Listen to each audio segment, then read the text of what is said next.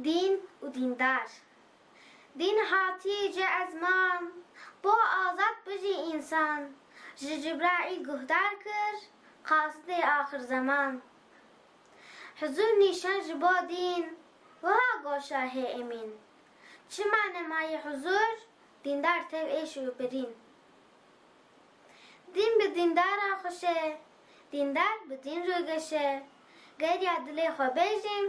دینی بندست نخوشه دما دین کت بند اسیر لاش آلات به روح اسیر